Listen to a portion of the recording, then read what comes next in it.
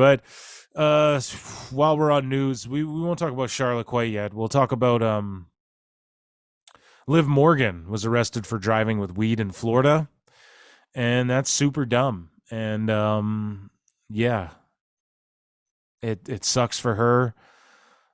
People are talking about, oh, she looks gorgeous in the picture. To me, she looks stressed out, like she's like, fuck, this is gonna be everywhere.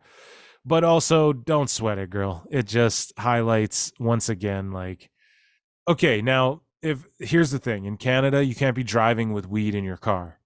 It's legal, but you can't drive with weed in your car. So people, like, it's the same way you can't drive with open beer bottles in your car.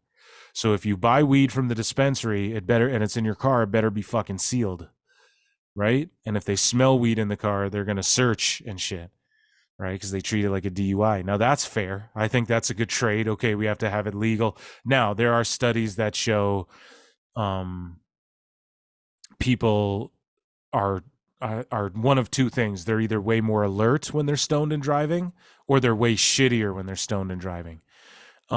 There's also studies to suggest that since Colorado or Denver or whatever legalized, Colorado, pardon me, the state legalized marijuana, that in some of these cities, like, the DUI rates have gone up, but also they're looking to give DUIs for the marijuana now. Like, that's part of the give and take of it, right?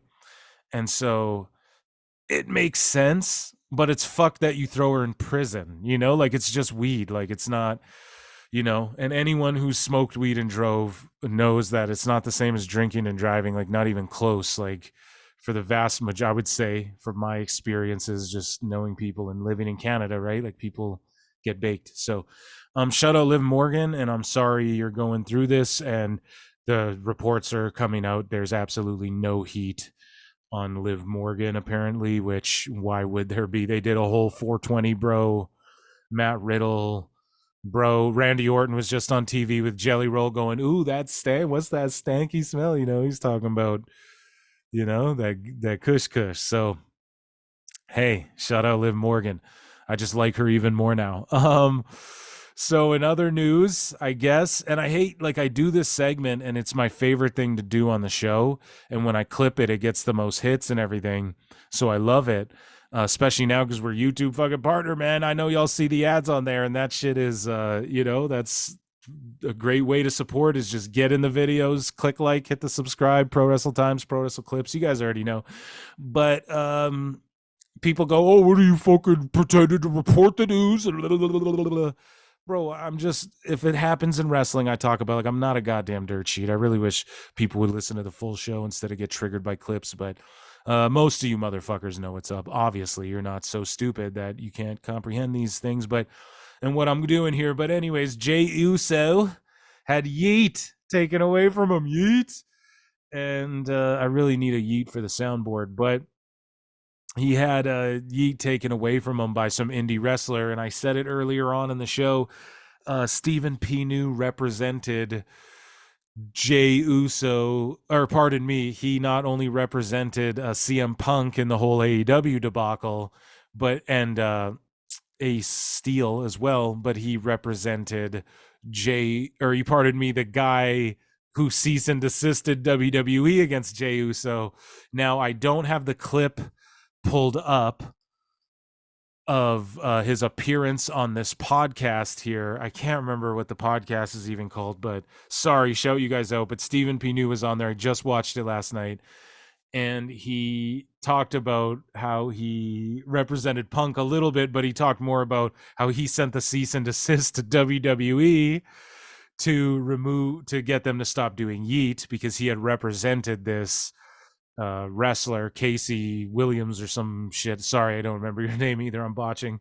But he's been doing Yeet since 2017, and he breaks down how these things work, da-da-da-da. But he's not one of these shit-neck lawyers who was like, fuck you, WWE, take this down, or we'll, in his words, like, we'll burn you to the ground, we'll eat you alive. And according to Ace Steel, who I also listened to his podcast appearance on a podcast that I forget as well, shout you guys out though. And Ace Steel said, Stephen Pinu's just a great guy who wants to just do what's best for business and do what's best for the good of the world. Like, he doesn't want people fighting.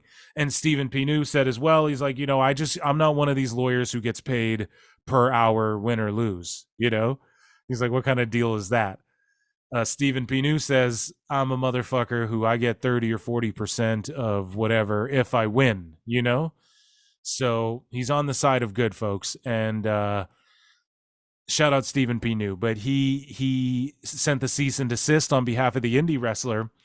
And he's like, yo, it was hot on the indies. Like, he goes places and 350 people are yelling yeet. And he's like, he's selling merch with yeet on it. Like, it's legit. He's been doing it since 2017.